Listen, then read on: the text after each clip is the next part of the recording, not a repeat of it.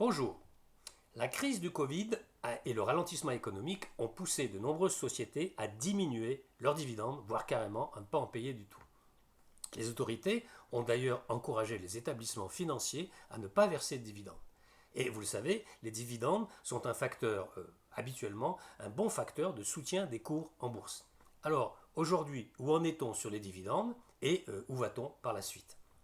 Alors d'abord, les dividendes distribués par les entreprises cotées dans le monde ont diminué de 55 milliards de dollars, c'est-à-dire 46,3 milliards d'euros au troisième trimestre, pour atteindre 329,8 milliards de dollars. Mais attention, ce montant traduit un ralentissement de la baisse, selon la dernière étude de Janus Henderson. Les dividendes mondiaux accusent une baisse globale de 14,3% sur un an, après moins 18,3% au deuxième trimestre, précise ce rapport. Ce ralentissement s'explique en partie par des facteurs saisonniers, mais il montre également, que le pire semble passer, explique Janus Henderson.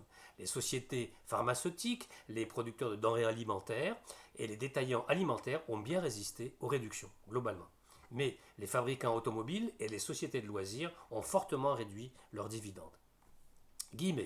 Dans l'ensemble, plus des 2 tiers des sociétés ont augmenté leurs dividendes ou les ont maintenus au cours du troisième trimestre. Et un peu moins d'un tiers les ont réduits ou annulés, précise l'étude de Janus Henderson. En Europe continentale, la baisse a été de 26,8% sur la période juillet-septembre, après moins 36,9% sur avril-juin. Donc c'est un petit peu mieux. Et pour les seules sociétés françaises, la chute a été ramenée de 55,4% à 22,8%, toujours selon cette étude de Janus. Total s'est opposé à nombre de ses homologues européens en maintenant son dividende. Plusieurs sociétés françaises ont également restauré les dividendes qu'elles avaient annulés, dont Danone par exemple, qui a augmenté son dividende, et Bouygues et L'Oréal, qui les ont maintenus à un niveau identique à celui du troisième trimestre 2019. Cela dit, Michelin, LVMH et AXA ont également restauré leurs dividendes, mais à un niveau inférieur, un petit peu plus bas. Globalement, pour la France, du fait de la crise sanitaire, plus de la moitié des grandes sociétés françaises cotées ont renoncé à distribuer leurs dividendes, selon un rapport d'une autre source, du Haut Comité de gouvernement d'entreprise, HCGE. On décompte 32 annulations de distribution de dividendes et 31 baisses par rapport à l'exercice 2019, détaille le HCGE. C'est un organisme chargé du code de bonne gouvernance au sein de l'AFEP-MEDEF. C'est un rapport annuel.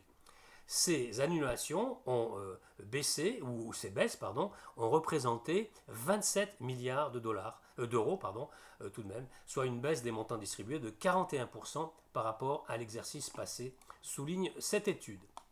Alors, une autre étude maintenant, c'est la 3e édition de l'Observatoire des multinationales sur le CAC 40. Dans cette étude-là, on note que seulement 8 sociétés du CAC 40 ont renoncé au versement du dividende, tandis que 8 autres les augmentaient.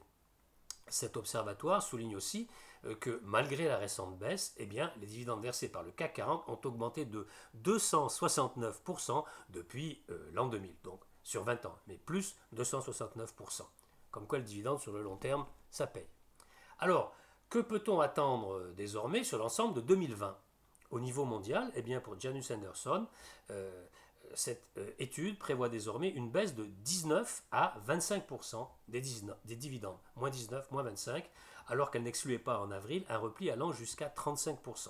Donc la perspective est meilleure.